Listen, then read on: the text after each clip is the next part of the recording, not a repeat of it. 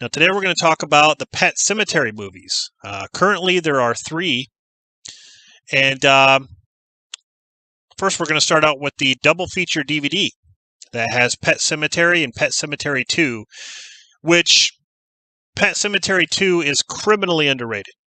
Edward Furlong. They're both directed by Mary Lambert, and Mary Lambert is one hell of a director. I'll just say this.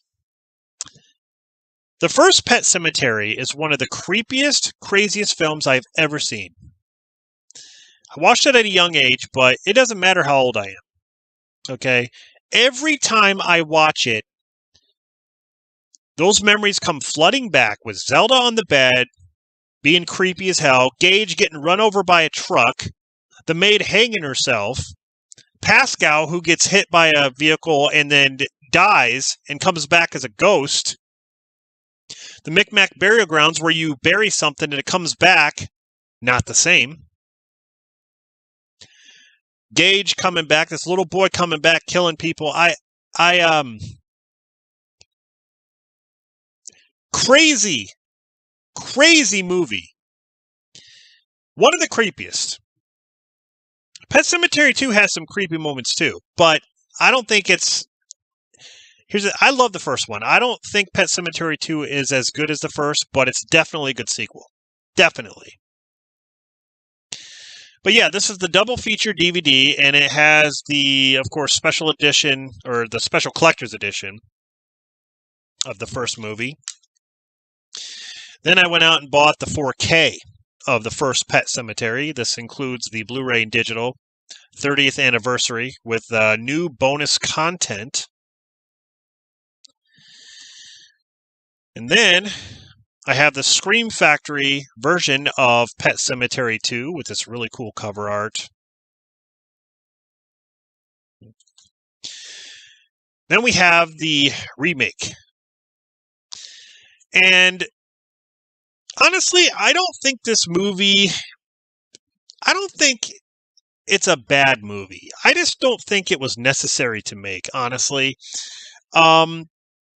I like John Lithgow, but I just don't think he lives up to the role that he needs to play here. He's a good actor. I think he was kind of miscast for this. That's just my opinion.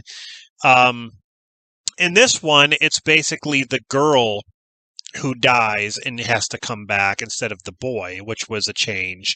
They also focus on the demon that they kind of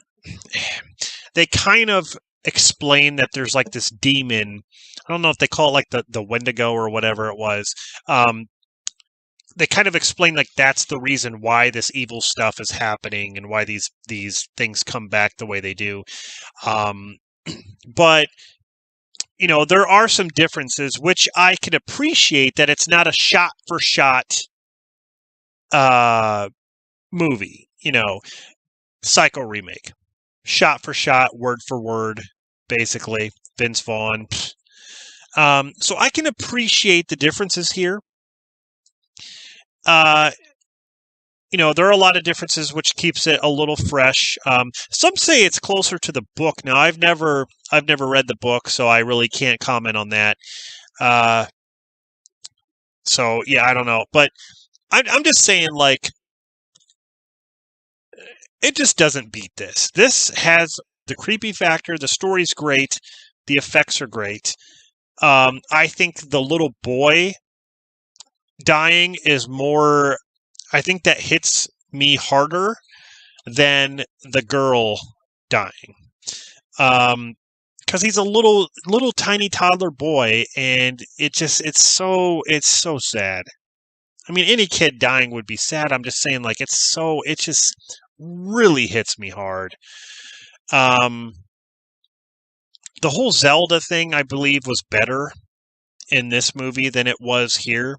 I didn't find Zelda really creepy at all in this one. They really made a point to freak you out with Zelda in this movie. But yeah, there's changes here which, like I said, I can appreciate. I just don't think I don't think it lives up to the original. I just don't. I would probably categorize this as a remake that is okay. But we have it nonetheless. So, yeah, those are the Pet Sematary movies that I own.